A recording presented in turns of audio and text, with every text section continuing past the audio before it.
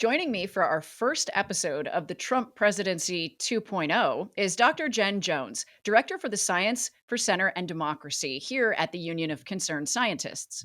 Her work focuses on the effective use of science in public policy, which I know our audience really appreciates.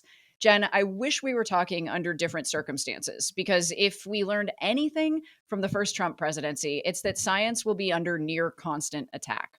UCS documented 207 attacks on science during the last Trump administration. And so I would like to ask you, what are some of the agencies whose work or whose scientists will be most at risk from Trump's efforts to stifle science? So let's think about all the ways that I can talk about the ways I'm expecting or will be watching for the Trump administration to possibly sideline science. And I'm thinking about three different sort of areas, if you will. There will be an effort to actually silence scientists and the science that they do. There will be an effort to destroy the specific rules and regulations that are science backed, evidence informed, that again, that give us that clean water, clean air, safe transportation. And then there will be efforts to really have politically appointed judges and courts become arbiters of science as opposed to agencies, right? So conceivably going after the scientists, going after the rules, and then using courts to decide scientific matters as opposed to subject matter experts. So, I think it's fair to say, based on messaging, what we've heard directly from incoming President Trump and his cabinet nominees, that every agency that does science is under threat. And so I really believe that this is truly a science emergency, that every agency, all aspects of the federal government are threatened. So, in terms of UCS or in terms of the Center for Science and Democracy, some of the agencies that we're especially watching and concerned about would be the EPA, for instance, because we've already heard so much disinformation about the EPA, about the work that they do. And, again, a good reminder is to understand what is the basic function of the protection agency, right? To keep the environment clean, to keep it healthy, and so that it's there to support us. And it always does. It comes back down to that clean air and water. So the Environmental Protection Agency is there to help develop and enforce, again, those regulations and policies that, by the way, the public supports. There was even a new report that came out last year that the vast majority, it was like over 88%, support existing funding for the EPA or increasing funding for the EPA. And so these are agencies that the public may not understand the nuanced work that's done, but they appreciate the work that's done to keep us safe. And so, um, EPA helps create and enforce those policies that keep chemicals, out of your food system. That works to again regulate emissions out of a tailpipe that certainly cause climate change, but also might cause asthma, lead in drinking water. All those basic things that keep us safe. Now, for those of us who want clean air and clean drinking water, we need to remember that there's a group of people who want to profit through the chemical industry. And so, when I think about the science emergency, it's understanding that, President Trump, based on his first administration, and again, what he's signaling for his second administration, is that, they want to get rid of the policies and regulations that keep us safe, because by doing so, it will allow corporate greed. It will allow those industries to increase their profit. So I think we'll see certainly a lot of rules and regulations at the EPA attacked. I think at Health and Human Services, HHS, the same thing. We will see already. We have seen vaccine skepticism, by the nominated head, RFK Jr. at HHS, and so forth and so on with every agency. And I would also remind folks that those are sort of the obvious agencies that are very sort of science um, forward. But, when you think about the Department of Justice, when you think about there are other agencies that also collect data, the Census Bureau. In the first Trump administration, they tried to change categories of the census that would have really fundamentally changed the way we count people in this country, which matters greatly for how our democracy is run, how money gets distributed, and so forth. So you really segued nicely into what I was gonna ask you next, which is it's about people's short-term memories. They can remember attacks on science in the short term, but if things don't significantly change your day-to-day life, the average person may not remember that, Trump's 1.0 administration sidelined science on the northern spotted owl and the threats facing its habitat, or that the EPA under Donald Trump's first presidency refused to regulate perchlorate in drinking water, which is in rocket fuel and explosives. If you, case you didn't have that one at the tip of your tongue, as most of our listeners probably didn't. But so if the average person doesn't notice all of these attacks, why should your average person be worried about Yeah. future attacks on science? Hmm. Yeah. Yeah. Well, last year, our climate and energy team here at UCS published a report that showed that every person in this country had lived in an area that was impacted by a natural disaster. If I recall, that included, I live in a hurricane area. I have gone through now multiple major hurricanes in the last few years. Um, Wildfires that happened recently in Southern California that were devastating and driven by a winter drought there. So all of us are experiencing certainly the climate change impacts and dire threats on a routine basis. We're all impacted by it. And so I think that shows up, or we should be reminded of that on a routine basis. When you're dealing with extreme weather, it's often a good reminder to go and see if and how that weather might be attributed to climate change. So, and I would also give a shout out to the folks here at UCS that work on climate attribution science, which is able to make that link between a climate change impact and attributing it to climate change itself. Um, but I tell you what, it does not take long to be reminded about um, unsafe drinking water when within hours or days you could conceivably have chemicals and toxins ending up in that water through a change of policy. Um, I want to go back again to I think about sort of how does federal science show up in my life on a daily basis. I count on good federal science at the FDA to make sure that the medicines that me and my family take are safe, right? And if somebody's not there, if that science is not happening through those rigorous checks and protocols that give us that medicine, it's conceivable that I could wake up in a very short amount of time and that medicine would not be safe. I think about again all the issues around safe transportation. Think about the FAA and all the work that they do to operate public transportation, um, federal aviation. Just simple practices that make it, flying these days is extremely safe, right? I mean, I'm old enough to remember even a few decades ago when it was so much less safe. And that is also due to good science, good regulation, good policy. You start with that, you start putting the importance of this federal science and the lack of it could show up in your life in a very dramatic way very quickly.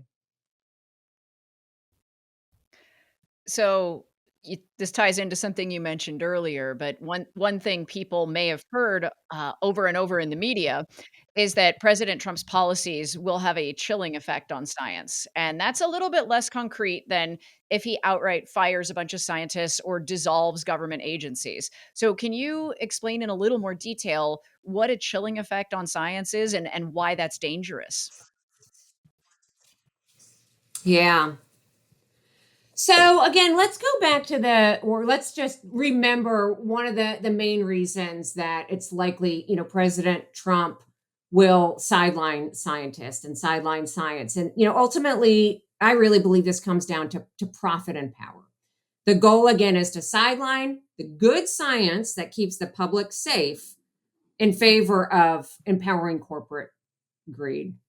And so the goal, therefore, becomes how do you sideline those scientists? And already, some of the ways we've seen the past Trump administration and what we've already seen them signaling for the next administration is a couple ways. Number one, out and out firing scientists, right? Using some policy tools, perhaps folks have heard of Schedule F, that would allow the president to reclassify conceivably tens of thousands of scientist positions, which have historically been merit based. What you think of as a regular civil service position, people that have credentials and experience and have gone through a merit based system to demonstrate they know how to do that scientific work. One of the goals that Trump has talked about has been to reclassify those and either number one, reclassify them, number one, so he can fire them, or equally or perhaps more dangerous, reclassify those positions so they could become politically appointed. And so now you have scientists, and for people that are only listening, I'm doing air quotes. You have scientists who are basically being asked to pass a political litmus and serve, serve as opposed to doing federal science for the public. So there's the threat of Schedule F. There'll be a lot of legal maneuvers that will have to happen before it might actually take place. That alone, though, is a threat that has that chilling effect, right? It scares scientists already to should I leave? Am I gonna get fired anyway? Am I gonna get harassed? So let's then go on to that harassment element. And this is where we kind of made a nod, but didn't explicitly talk about scientific integrity earlier, which is that scientists should be able to do that work free of harassment and influence. And so currently, all scientific agencies have adopted what are called scientific integrity policies that provide scientists those protections to do their work free of that political harassment and influence. The policies help create a culture of science that the organization would follow. They create scientific integrity officer positions. They create a process for reporting violations, dealing with violations, etc. I'm expecting that whether it's in week one or shortly thereafter, we will see Trump roll back those scientific integrity policies that exist. It'll require him rolling back an executive order that was created under the last administration, but already even signaling the rollback of those, i.e., telling scientists within agencies that we're taking away one of the safeguards you have, also creates that chilling effect. Another way to stop scientists, again, when we think about chilling, we're basically that the chilling effect, well, it both can stop scientists from doing the work that they're currently doing, pausing it, altering it, and or just get them to leave an agency. And so another way that chilling happens is by getting people to leave, as I mentioned, threatening, firing, etc. But as we saw in the first Trump administration, another way is just by signaling, threatening, talking about moving agencies. Let's move BLM out to Colorado, and hey, you want your job, you'll move out to Colorado. A lot of these scientists that work, these are long-term professionals. Like many of us, they have families, they have homes. you can't just give them some sheer amount of days and months and say, pick up and move to another state. And so that's another way that that chilling will happen. I think in some ways the chilling has already begun. Really unprecedented to see. I guess it was in maybe November or December when we saw Elon Musk using Twitter to essentially publicly dox federal scientists. Again, unheard of, calling scientists out by name and position. They ran specific offices. He called them out in tweets by name, by office, and essentially threatened them, ridiculed them. And that also has a chilling effect. So, I work for a nonprofit, so I don't feel, the effects of being threatened to lose my federal job. But if I was in the federal government right now, that would scare me. Am I next? Am I going to be doxxed? And you have to remember when I talk about being doxxed, when you put somebody's name out on publicly on Twitter, that also means you're putting that name out for that whole army of people who now want to pile on and go and harass those folks. So a lot of these tactics come down to really scaring, harassing, and intimidating scientists to stop doing that work, to leave those positions. So whether the position is going to be shuttered, whether it's going to be filled with somebody who passes a political litmus test, but it's done to basically get rid of good science that keeps us safe so that they can politicize scientists or science in the name of corporate greed. Just talking about doxing brings back memories of the time Rush Limbaugh went, and I got death threats for a couple weeks by the hundreds. So that was my personal experience with it, and it was unpleasant. I can only imagine how much more unpleasant it is if it happens via Elon Musk, because his followers are a whole different level of committed to whatever he says. So then the last time around when Trump was elected, we saw um, big movements like the March for Science, which made headlines and raised public awareness around the globe. But what do you think the scientific community and our supporters, both the UCS supporters and the supporters of science in general, what do we need to focus on to make sure the public is aware of the threats facing science? First off, I think that last point is number one, just continue to help make folks aware of these threats to science. Out that this is a science emergency. We don't have to understand the inner workings of the government to know that it keeps us safe.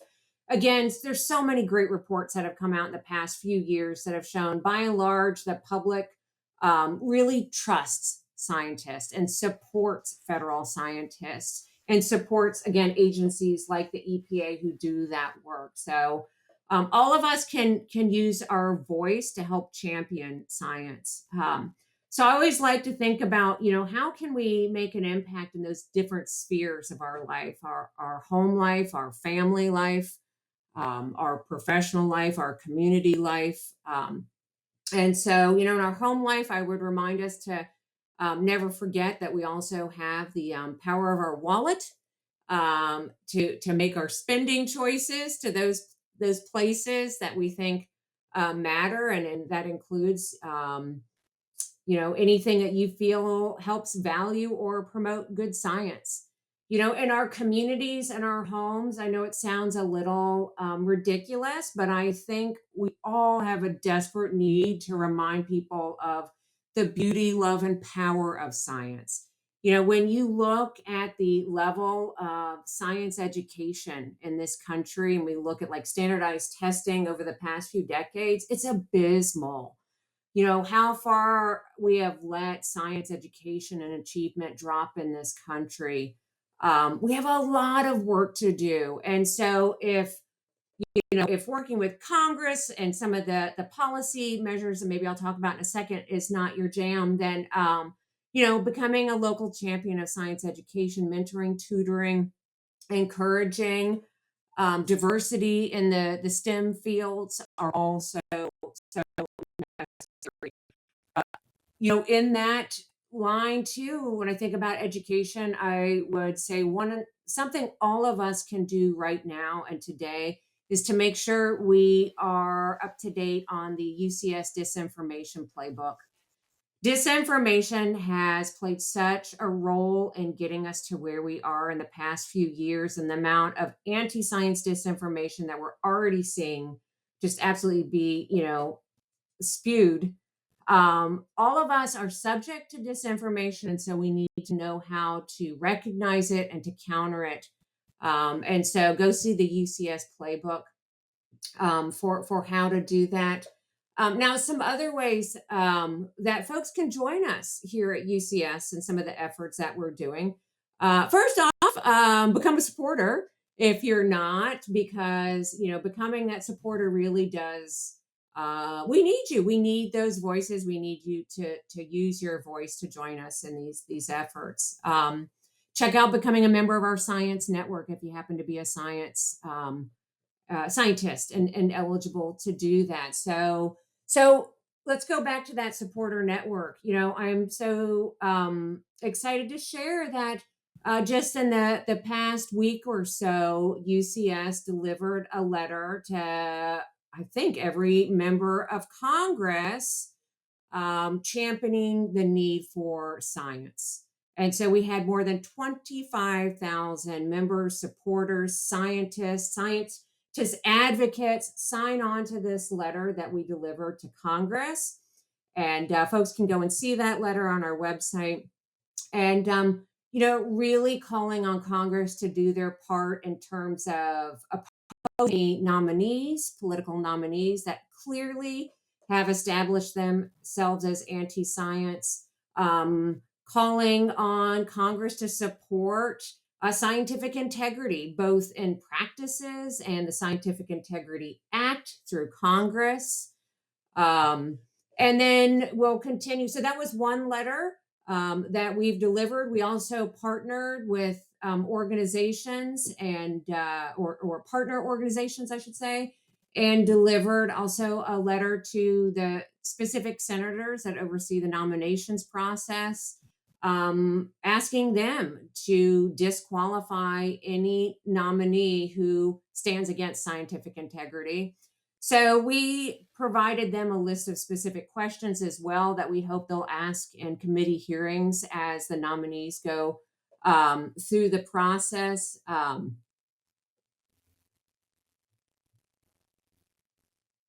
checking my list. Let me something else that folks can help do is, again, when you join our network and start getting our emails and action alerts, we'll be needing folks to really help us deliver a lot more of these letters around specific policies, specific issues, as we move into the next administration. And so that's a really important place folks can use their voice. Keep an eye out as we do trainings for other ways that people can get involved, such as writing public comments on proposed pieces of policy rules and, writing comments to help inform federal rules and policies. And so, what that looks like is each of us is allowed to weigh in when the federal government proposes a new rule on, again, whether it's something around transportation or climate or the census or whatever it might be. Those can go out for public comment. And what that looks like is you going onto the federal website and writing a letter and saying who you are and why you support it or object to it. And so we work with groups around the country to help train them up, and individuals as well through webinars and trainings. And then also, again, just using that voice to remind your community about the power of science. And so that can look like some of the toolkits in terms of writing a letter to the editor in your local community. When we talk about this work at the federal level, yes, there is the DC Beltway where a lot of the nitty gritty and a lot of the politicking happens. But really, we have to remember that's being done in our name and for us in all the communities that we live at across the country. And ultimately, you know, good rules, good policies, good science. The goal is that it's done so that it plays out in our community. And so that's just a powerful reminder that we need that voice inside DC, but we also need that voice in your own community. Okay, so since 2016, we've seen the rise of the scientist activist, and you just mentioned a lot of the ways that people can get involved, the ways we've talked a little bit about how they have gotten involved. But do you think scientists will continue to speak out in support of their research going forward, or do you think that people are too disheartened? I mean, what's your take on the temperature of the situation? I absolutely believe scientists will continue to do their work and to speak out. I have no doubt about that.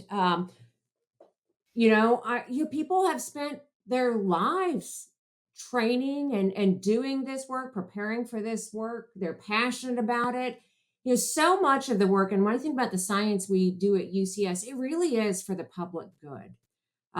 So many scientists that toil away in government understand, and I hope they hear from me today as just a member of the public who gets the benefit of that.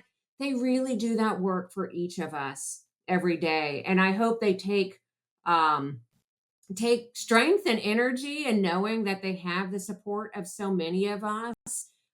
Surely some of them will come under attack. And, I would tell them again, go visit the UCS website. Um, there are so many resources that we, partners, coalitions around the country have helped create to support those scientists. So if they're feeling threatened, if they need support, we have toolkits, we have resources. So of course, don't ever put yourself in legal jeopardy or physical danger or career danger. But do that work that you're proud of. Um, Mentor others as they come up and along in that work. And if there's anything we can ever do to help, I think I know I speak for myself and the Center for Science and Democracy, and I dare say all of us at the Union of Concerned Scientists that if you need somebody to stand by you shoulder to shoulder as we move forward, our door is open. I absolutely love that. It's one of the reasons I really appreciate working here. But, okay, Jen, you mentioned some things around scientific integrity before, but there is something called the Scientific Integrity Act. So I was hoping you could talk a little bit about what that specific act is and why it matters. Great. Love it. So scientific integrity again, a set of practices that would help protect scientists and keep them free of that political interference and harassment. And so right now, federal agencies that we've talked about, they have a scientific integrity policy in place because under the Biden administration, there was an executive order that was issued requiring agencies to adopt a final scientific integrity policy. So, this work, the idea of scientific integrity, has been decades in the making. UCS has pushed all administration over the past decades around scientific integrity. And over the years, we've seen it get taken up by agencies more and more and more to the point where we now had an executive order requiring agencies. And so at the end of 2024, we saw, I think, nearly every agency issue a final scientific integrity policy. Now, here's the thing on day one of a new Trump administration, those can be rolled back because those policies were created by an executive order and not a law through Congress. They can be simply rolled back at the stroke of a pen. Hence, the need for a piece of legislation passed by Congress that would enshrine scientific integrity in law. And so that is the Scientific Integrity Act that we have worked with or advocated with Congress for many years to push this forward. We will continue to do so. Representative Paul Tonko out of New York has been the lead champion of scientific integrity over years and has continued to push for scientific integrity. I hope and I expect in the new Congress we will see the bill reintroduced, and we will continue to push for it and advocate for it, and scientific integrity and law, period, for those protections that could then protect that federal scientist regardless of political administration. Just let me raise one other thing, and talk a little bit about how scientific integrity is possibly under threat in the next administration as well. So I've just mentioned that the president could essentially roll back an executive order that requires agencies to have scientific integrity policies. In November and December of 2024, we saw the House Oversight Committee signal that they are coming after scientific integrity in the new Congress. What happened is House Oversight, which really does have far reaching abilities to hold hearings, call witnesses, subpoena evidence on just about anything. House Oversight sent a letter or letters, pardon me, to three federal agencies, the EPA, HHS, and Department of Interior, requiring those agencies to submit a lot of documents, correspondence, and other materials on scientific integrity policies, scientific integrity officers, and essentially anything related to scientific integrity in those agencies. That's really scary and worrisome. The way the letters have been written signal that we should expect the new Congress, and this is James Comer, who's the head of House Oversight Committee, to likely hold what I have been told could look like McCarthy style hearings coming after science and scientific integrity. So I can't report any more at this time as we wait for the new Congress to really kick into gear. But I think it is a very worrisome sign that the new Congress is expecting to politicize scientists and science even more for political gain. That's definitely a major concern, and I know you spoke a little bit about this already, but I wanted to give you a chance to really, elaborate. But what is the Center for Science and Democracy at UCS working on to help hold the second Trump administration accountable to the people of the United States? Yeah. So, I mentioned the work we're doing to communicate with Congress, working with our partners, working with our members to ensure that Congress is um, really holding nominees accountable, that they not be anti-science, that they have some science credentials for the agencies that they want to lead. Pardon me. Um, a key thing we will be doing is tracking attacks on science. So we began our conversation by talking about what does an attack on science look like. Well, in the Trump administration, the first one, we had over 200 attacks, by far the most of any administration over the past four administrations and more. We track attacks over years, regardless of administration. We released a report in September of 2024 that showed even though the Trump administration, the first time was only 4 years, the amount of attacks that they had committed was far outpaced any other administration. So, we will be continuing to track those attacks, to publicize those, to call those out, to do the research and analysis that shows that those attacks are happening.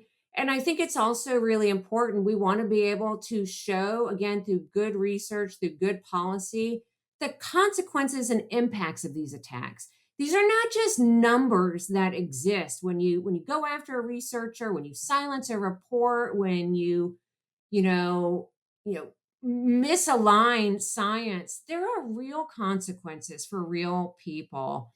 And so being able to show the impacts on communities, on our lives. We will be again working with our friends to advance the Scientific Integrity Act. And in lieu of that passing or moving through Congress, continuing to advise and encourage agencies to practice good scientific integrity principles. We've not had a chance today, but to talk about the work we do specifically around democracy, but we'll also be working across the state with a lot of state partners where we will be pushing for our election science recommendations that we've adopted over the last couple of years that we created with our election science task force. A lot of these are administrative processes and procedures that we're hoping that a handful of states will be taking up in the near future to create good practices, especially around how election data is handled in our states. And so we'll be working to put those systematic actions in place as well to keep our elections safe. We are wrapping up, and I like to end by asking my guests a two-part question. So, Jen, we are the Union of Concerned Scientists. Why are you concerned? So, do I answer that part first? Yes, one at a time, because it's like we have to do the dire stuff first, and then we do the more positive.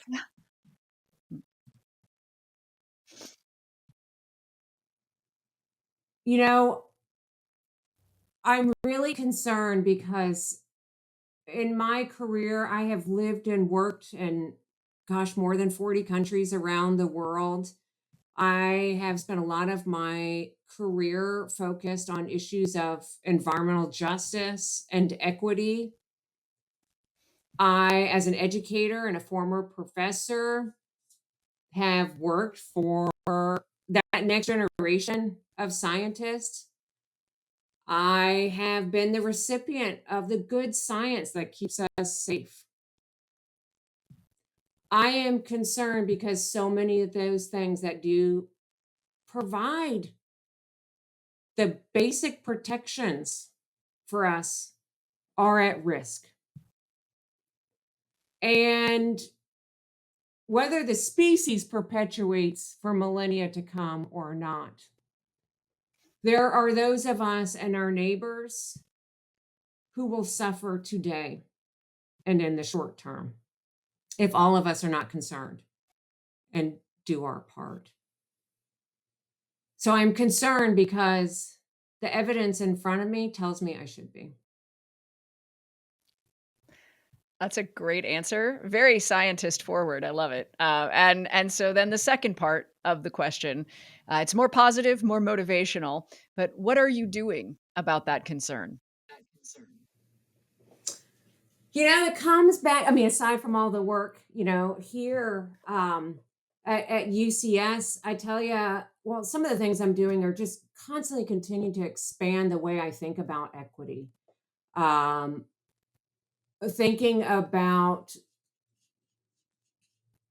who I can work with to find ways to find joy, to increase how science benefits so many of us. I know, again, it sounds a little basic, but I think we have such an amazing opportunity and need to remind people the joy of the endeavor of science, of scientific inquiry, the basic joy of being curious, of asking questions about our world. Why does this look this way? How did we get here? So helping pass on that mindset, helping people learn about science, the value of it, the joy of it, I wish I did more writing around that. Perhaps that should be a personal goal for the year. That would certainly be positive in a way, because I do think we've spent today, for an example, a lot of our time talking about the dire parts.